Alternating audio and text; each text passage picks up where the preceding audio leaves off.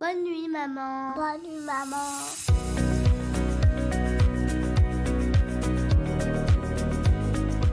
Les endormissements à rallonge, les réveils nocturnes ou les siestes compliquées, ça te parle ?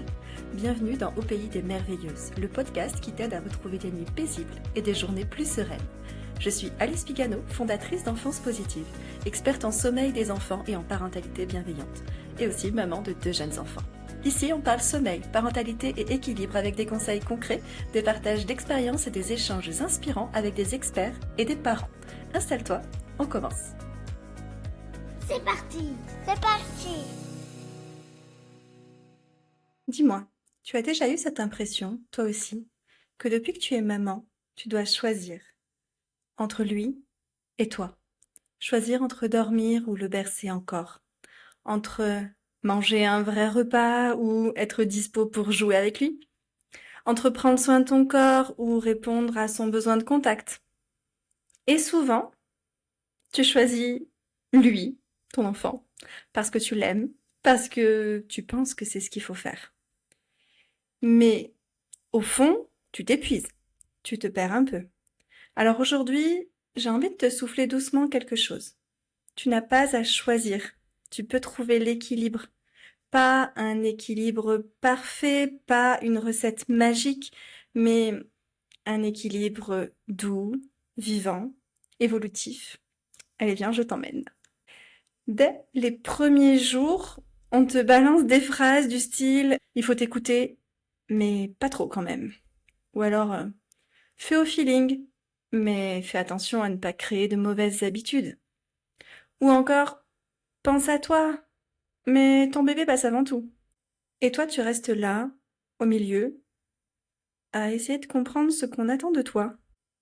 Du coup, tu culpabilises dès que tu prends du temps pour toi, tu doutes dès que ton enfant pleure, tu t'oublies petit à petit, en pensant que c'est ça, être une bonne mère, finalement. Et concrètement, qu'est-ce que ça donne ? Tu veux aller chez l'ostéo ou faire un soin postnatal, mais tu repousses à chaque fois. Ou encore, t'aurais besoin de t'aérer seule 30 minutes, mais au final, tu restes. Au cas où. Tu gardes bébé en portage même quand ton dos crie stop, parce que sinon il pleure. Et cette idée s'installe. Si je pense à moi, je suis une mauvaise mère. Alors tu ne te choisis jamais toi, et tu t'éteins un petit feu. Et si on arrêtait de penser en termes de choix, tu n'es pas face à un dilemme, tu n'es pas égoïste si tu t'écoutes. Ce n'est pas toi ou lui, c'est toi et lui. C'est pas la même chose quand même, on est d'accord. Tu peux créer un espace de sécurité pour ton enfant sans t'effacer pour autant. Tu peux prendre en compte ses besoins sans t'oublier dans l'équation. Oui, tu peux décider de le bercer longuement aujourd'hui et demain poser des limites claires pour préserver ta patience. Parce que t'as pas la même patience tous les jours. Oui, tu peux répondre à ses pleurs avec douceur et aussi dire que t'es fatigué, que t'as besoin d'aide, besoin de déléguer par exemple. Oui, tu peux porter ton bébé et avoir envie parfois de le poser. Il n'y a aucune injonction à choisir un camp. Il y a des ajustements à trouver. Et ces ajustements, ils sont propres à chaque maman, chaque enfant, chaque famille. L'équilibre, ce n'est pas un truc figé à atteindre une fois pour toutes. C'est un peu comme une danse. Une journée, tu peux être dispo, patiente, douce. Et le lendemain, t'as juste envie de silence, d'air, de repos. Et clairement, mets-toi en tête que ça, c'est OK. C'est ça aussi, être maman. Finalement, c'est s'ajuster, c'est composer avec ce qui est là, c'est faire au mieux avec ce qu'on ressent et ce dont l'enfant a besoin. Si tu veux, je te donne des exemples. Tu peux profiter de la sieste de ton bébé pour te reposer toi aussi, sans culpabiliser de ne pas être en train de plier le linge ou encore de lancer une lessive. Tu peux jouer à 4 pattes dans le salon pendant 20 minutes avec bébé, puis dire stop et mettre une petite musique douce pendant que tu t'allonges à côté. C'est d'ailleurs valable même si ton enfant a grandi et qu'il n'est plus un bébé. Tu peux accueillir une grosse émotion de ton enfant et ensuite pleurer toi aussi dans les bras de ton partenaire ou de ta partenaire. T'as le droit.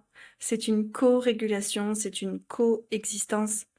Et il n'y a pas un rôle plus important que l'autre. Il y a 2 humains qui ont chacun leurs besoins. Donc, Tu n'as pas à choisir entre toi et lui. Ce que tu vis, c'est légitime. Ce que tu ressens, ça compte. Et si tu doutes, pose-toi cette question. Est-ce que je peux faire un pas vers moi sans m'éloigner de lui? Parfois, la réponse est oui. Et parfois, non. Mais cette question, déjà, elle change tout. T'es une maman merveilleuse, même si tu ne fais pas tout parfaitement. Même si t'es fatiguée, même si tu tâtonnes. Et tu n'es pas seule. Si tu as envie d'échanger avec moi sur ce sujet, je t'écoute, ce sera avec grand plaisir. Je te propose dans ce cas de venir me parler sur Instagram, sur le compte enfance.positif, le tout au pluriel. N'hésite pas, ce sera avec grand plaisir et n'oublie pas de t'abonner à ce podcast pour suivre les prochains épisodes. Pour rappel, il y a les épisodes solo comme celui que tu viens d'écouter, mais il y a aussi des épisodes avec des témoignages de mamans comme toi qui viennent raconter leurs expériences. Et puis, il y a les épisodes avec des experts qui viennent vraiment t'apporter de la valeur sur des sujets aussi variés les uns que les autres. Donc, reste connecté, au plaisir de te retrouver très très vite pour le prochain épisode. Merci d'avoir écouté cet épisode d'Au Pays des Merveilleuses. Si tu as aimé, n'hésite pas à laisser une note et un avis sur Apple Podcast ou Spotify. Ça m'aide à faire connaître ce podcast et à soutenir d'autres mamans. À très vite pour un nouveau moment de sérénité.